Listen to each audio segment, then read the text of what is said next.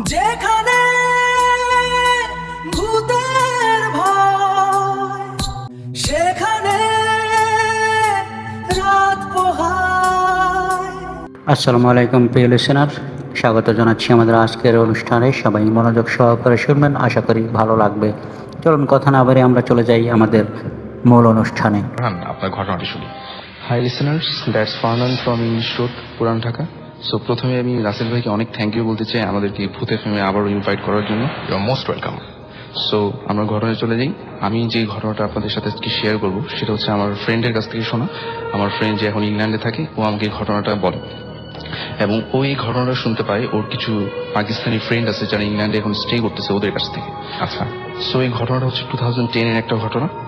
তো একটা ভ্যাকেশনে ওই তিনজন যে পাকিস্তানি ফ্রেন্ড, যারা আমার ফ্রেন্ডের ফ্রেন্ড, ওরা একটা ভ্যাকেশনে মানে লং ড্রাইভ করার জন্য একটা প্ল্যান করে। তাদের যে প্রাইভেট মোটর কার দিয়ে লং ড্রাইভ করার একটা প্ল্যান করে এবং তারা প্ল্যান অনুযায়ী লং ড্রাইভে বের হয় এবং তারা 5-6 আওয়ার্স মানে কারে জার্নি করে লং ড্রাইভ করে।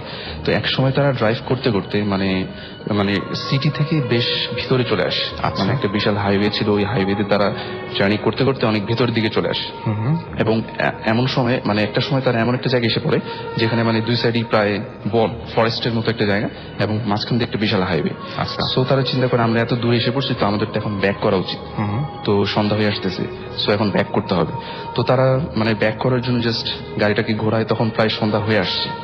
সো তারা যখন ব্যাক করতে থাকে তখন তাদের সাথে যেটা ঘটে সেটা হচ্ছে যে তারা যেই রাস্তায় আসছিল ঠিক সেই রাস্তাটা তাদের মনে হচ্ছে আনফ্যামিলিয়ার হয়ে গেছে। মানে এই রাস্তা দিয়ে তারা আসেনি আসলে, তাদের কাছে মনে হচ্ছিল যে এই রাস্তাটা অন্য একটা রাস্তা, মানে তারা পথ ভ্রম করছে এরকম একটা বিষয় তাদের মধ্যে দেখা যাচ্ছিল। কিন্তু তারা কিন্তু এটার কোনো সলিউশন খুঁজে পাচ্ছিল না, আসলে কি আমরা ভুল রাস্তায় যাচ্ছি না কারেক্ট ওয়েতে। সো কিছুক্ষণ পরে তাদের সাথে যেটা করলো সেটা হচ্ছে তাদের যে গাড়ির যে হেডলাইটটা সেটা হঠাৎ করে অফ হয়ে গেল এবং এরপরে পর্যায়ক্রমে তাদের গাড়ির ভিতরে যে লাইটগুলা, গাড়ির পেছনে যে লাইট এবং গাড়ির ভিতরে যে ইন্ডিকেটর যে লাইটগুলো আছে সবগুলো আস্তে আস্তে অফ হয়ে গেল। এবং তারা একসময় চিন্তা করলো যেহেতু আমরা একটা হাইওয়েতে চলতেছি, তো আমাদের যদি এখন হেডলাইট অফ হয়ে যায় আমরা তো গাড়ি চালাতে পারবো না, অ্যাক্সিডেন্ট হয়ে যেতে পারে যে কোনো সময়। সো তারা তখন কি করলো, মানে গাড়িটাকে এক জায়গায় পার্কিং করলো একটা হাইওয়ের একটা সাইডে এবং তারা গাড়ি থেকে নেমে গেল। নেমে যেয়ে তারা চিন্তা করলো এখানে যেহেতু আমরা একটা দুপাশি বন, আমাদের তো ওখানে মানে সেফ না আমরা এখানে, সো আমরা একটা লিফটের জন্য দাঁড়াই, যদি কোনো লরি বা গাড়ি টাড়ি আসে আমরা লিফট নিব।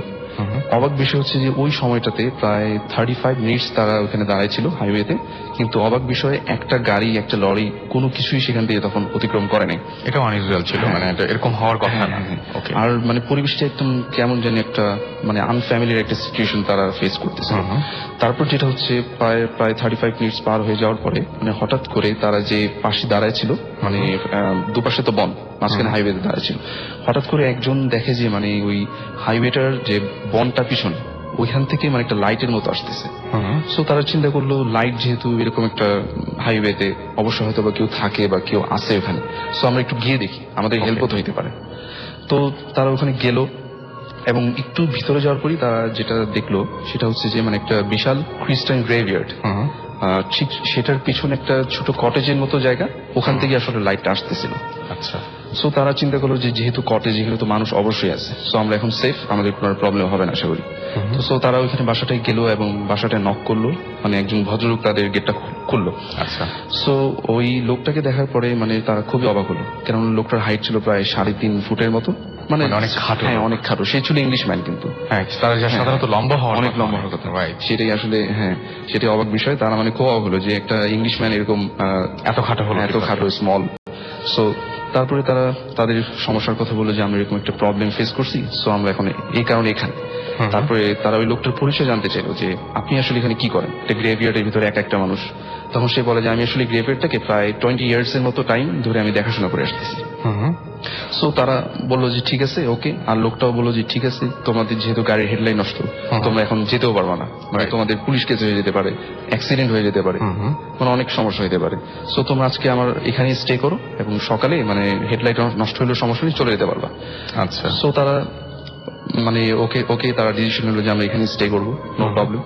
তারপরে যেটা হচ্ছে, তারপরে মানে লোকটা তারা আপ্যায়ন করলো, ডিনার করালো।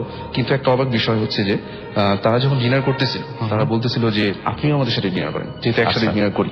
তখন লোকটা বারবার বলতেছিল যে না, আমি আসলে এখন ডিনার করতে পারবো না, আমি তোমরা করো, আমি পরে করবো।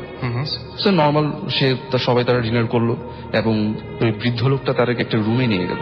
আচ্ছা। কিন্তু যে তোমরা আজকে রাতে এখানে থাকো, এবং যেটা তাদেরকে বললো যে তোমরা যদি কোনো প্রকার সাউন্ড শুনতে পাও তোমরা রুম থেকে বের হবে না, আচ্ছা। এটা তোমাদের জন্য মঙ্গল হবে না। আচ্ছা। এবং এই প্লেসটাও খুব একটা ভালো না, তোমরা জাস্ট অতিথি, তোমরা জাস্ট অতিথির মতো থাকো, সকাল হলে আমাকে বলে চলে যেও, ইটস ওকে, মানে এর ভিতরে তোমাদের আর বাইরে কিছু করবে না তোমরা। সো সে এটা বৃদ্ধ লোকটা বলে দেন চলে গেল। সো রাত তো মানে আস্তে আস্তে গভীর হলো এবং তারা যখন ঘুমাতে গেল ঠিক গভীর রাতের দিকে তার একটা আনফ্যামিলির একটা সাউন্ড তাদের কানে আসলো। এবং সেটা হচ্ছে কাঠের কুঠার দিয়ে যদি কাঠ কাটলে যেরকম একটা সাউন্ড শোনা যায়, ঠিক সেরকম একটা সাউন্ড। সো এটা শোনার পরে তারা একটু অবাক হলো যে আসলে এরকম সাউন্ড কেন আসতেছে। আচ্ছা। হ্যাঁ, তখন তারা তাদের বৃদ্ধ লোকটার কথা মনে পড়লো, যে লোকটা তো বলেছিলেন যে তোমরা কোনো সাউন্ড শুনলে মানে বের হবা না, রাইট। হ্যাঁ। তো এটা চিন্তা করে তারা একবার বের হতে যায়, আবার তারা ব্যাক করে যে না আমরা কি করবো আসলে, কিন্তু সাউন্ডটা আস্তে আস্তে বেরিয়ে চলতেছে।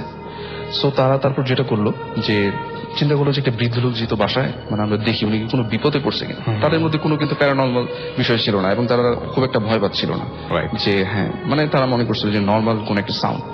সো তারা রুম থেকে বের হলো এবং একটু বাইরের দিকে যাওয়ার পর রুমের থেকে পাশেই একটা রুম, আরেকটা রুম, ওইখানে রুমটার মানে একটা দরজা মানে অর্ধেক ভেরানো। সো তারা ওইখান থেকে দেখলো যে ওই বৃদ্ধ লোকটাই একটা কাঠের যে কুঠার ওটা দিয়ে মানে একটা বড় কফিন, মানে কফিন ভাঙতেছে। আচ্ছা। মানে ওটাকে ভাঙার চেষ্টা করতেছে। আচ্ছা। সো এক সময় তারা দেখলো যে ওইটাকে ভাঙতে সে সফল হলো এবং ওটাতে ভিতর থেকে যে লাশটা সেটা সে বের করে আনলো। আচ্ছা। এবং আমি আরেকটু বলে রাখি যে ওই কফিনটা ছিল একদমই নতুন, আচ্ছা। মানে একদমই নতুন, এবং মনে হচ্ছিল যে ওই কফিনে জাস্ট সদ্য কবর থেকে ওঠানো হয়েছে। যেমন জাস্ট একটা কফিন যদি সদ্য ওঠানো হয় তখন কিন্তু ওটার মধ্যে ভেজা মাটি লেগে থাকে, এবং সেটাতে এরকমই ছিল যে একটা ভেজা মাটি লাগানো। সো তারা দেখলো যে ওই লোকটা ওই কফিনটা ভাঙলো, ভাঙার পরে ওখান থেকে লাশটা বের করলো, বের করার পরে এবং যেটা দেখলো সেটা হচ্ছে যে তাদের ওই লাশটাকে সে খুঁড়ে খুঁড়ে ছিঁড়ে খাচ্ছে। মানে Oh my একটা goodness. হ্যাঁ একটা আনফ্যামিলিয়ার মানে অবাক বিষয়, সেটাই। একটার পর একটা ঘটতে আছে তাদের সাথে। সো এটা দেখার পরে তারা খুব ভয় পায় এবং তার আরেকটা জিনিস লক্ষ্য করে যে যখন তারা লোকটার সাথে প্রথম দেখে তখন লোকটা তো গ্লাভস পরা ছিল, মানে নর্মাল শীতের দেশ, গ্লাভস পরা ছিল। তারপরে তখন দেখে যে লোকটার হাতে কোনো গ্লাভস নেই এবং লোকটার যে নখগুলো ছিল প্রায় 2 থেকে 3 ইঞ্চিসের মতো লম্বা লম্বা, অনেক বিশাল নখ কিন্তু এটা 2 থেকে 3 ইঞ্চিস। তো সে ওই নখগুলো দিয়ে মানে ওই লাশটা খুঁড়তেছে এবং সেটার মাংস খাচ্ছে, মানে ছিঁড়ে খাচ্ছে। তো এই বিভৎস দৃশ্য দেখার পরে মানে দুজন যে ছেলে ছিল তারা সাথে সাথে সেন্সলেস হয়ে যায় এবং আরেকজন যে থাকে সে মানে যথেষ্ট চিৎকার চেঁচামেচি করার চেষ্টা করে যে আমরা আসলে কি কোথায় আসলাম, জাস্ট একটা নর্মাল একটা সেন্স যে সে মানে অবাক হয়ে যায় যে কি, কিন্তু তার মানে ভয়েস দিয়ে কিছু আসতেছিল না, সে কোনো সাউন্ড করতে পারতেছিল না। ঠিক সেই সময়টাতেই ওই বৃদ্ধ লোকটা ওই ছেলেটাকে দেখে ফেলার পরে তাদের সাথে আর কি হয় তারা সেটা কিছুই জানে না, মানে সেটা আমার ফ্রেন্ড আমাকে বলতে পারেনি আসলে কি ঘটছে তাদের সাথে। এরপরে মানে পরের ঘটনাগুলো তার মনে না, করতে পারে। হ্যাঁ, পরে কি হয়েছে তারা কিছুই জানে না। আচ্ছা। আর এরপরে যেটা ফেস করে যে মানে ফিল করে যেটা, সেটা হচ্ছে যে তারা দেখে যে তাদের সকালে তারা একটা ওই তাদের যে প্রাইভেট কার সেটার ভিতরে বসে আছে এবং তাদের গাড়িটা একটা হাইওয়ের উপরে, এবং এই হাইওয়েটা তারা চিনে। এটা তাদের আচ্ছা। হ্যাঁ রাতে যে মনে হয়েছিল আমরা একটা অন্য একটা আনফ্যামিলিয়ার একটা জায়গায়, মানে অচেনা একটা জায়গা, এরকম মনে হয়নি তাদের কাছে সকালে। তখন সকালে মনে হচ্ছে যেটা আমরা একটা চিনি, আমরা এই ওয়েটা এই হাইওয়েতে আমরা অনেকবার আসছি গেছি। সো এবং রাতের সাথে দিনের কিছুই মিল নেই, আশেপাশে বন ঠিকই আছে কিন্তু খুব একটা সেম কিছুই পাওয়া যায়নি। সো তারা গাড়ি ড্রাইভ করলো এবং বাসায় চলে আসলো, সিটির দিকে চলে গেলো এবং সেফ অ্যান্ড সাউন্ড সব কোনো প্রবলেম হয়নি। এরপর যেটা হলো প্রায় 7 থেকে 8 ডেজ পরেই মেন ঘটনাটা ঘটলো। যে ছেলেটার সাথে ওই লোকটার মানে আর কি চিৎকার করতে গিয়ে দেখে ফেলছিল, ওই ছেলেটা একটা হঠাৎ করে মানে রোড অ্যাক্সিডেন্ট মারা যায়। আচ্ছা। হ্যাঁ আর বাকি দুজনের সাথে যে দুজন সেন্সলেস হয়েছিল তাদের সাথে কিছু হয় নাই, কিন্তু যে হচ্ছে মানে চিৎকার করার চেষ্টা করছিল, চিৎকার করার চেষ্টা করেছিল সে রোড অ্যাক্সিডেন্টে মারা গেল। সো এখানে আমার যেটা মনে হয় যে মানে ওই যে লোকটা বলছিল যে তোমাদের বাইরে বের হওয়াটা মঙ্গল হবে না তোমাদের জন্য, তারা মানে সেই কথাটা শুনেনি আসলে।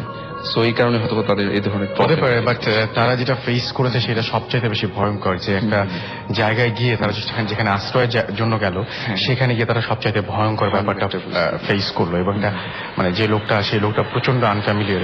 এরকম লোক সাধারণত ইংল্যান্ডে আই ডোন্ট নো, বাট দেখা যায় কিনা, মানে খুব সচরাচর দেখা যাওয়ার কথা না। তারপরে যে নখ বড়র ব্যাপারটা, একটা জিনিস বলি যে অনেকে জানেন কিনা আমি জানি না, যে মানুষ, আমি শুনেছি এটা, আমিও ঠিক শিওর না, তবে আমি যতটুকু জানি যে মানুষ মারা যাবার পরেও তার নখ বা এরকম সবকিছু কিন্তু বড় হতে থাকে। এখন সেই লোকটার আসলেও কোনো অস্তিত্ব ছিল কিনা হু নোজ। তো যাই হোক, হ্যাঁ, সো ভাইয়া তারা মানে এটা কোনো ডেফিনিশন খুঁজে পায়নি যে আসলে কি আমরা এটা স্বপ্ন ছিল নাকি আসলেই তারা ওই জায়গায় গিয়েছিল। আবার সবচেয়ে বড় কথা যে তিনজন কেন একই স্বপ্ন দেখি, সবচেয়ে বড় কোয়েশ্চেন। কথা না, তাই না? সেটাই কথা। আর লোকটার কিন্তু মানে যেটা নর্মাল বামুন ছিল, এবং লোকটার দাড়ি ছিল লম্বা সাদা দাড়ি, এবং লোকটা জাস্ট ওই ফাদাররা যেরকম একটা ড্রেস পরে থাকে না, ব্ল্যাক মানে জুব্বার মতো, সেরকম টাইপের, সেরকম একটা ড্রেস পরা ছিল। অলরাইট, সো এই ছিল ঘটনা ফারহানের। এবং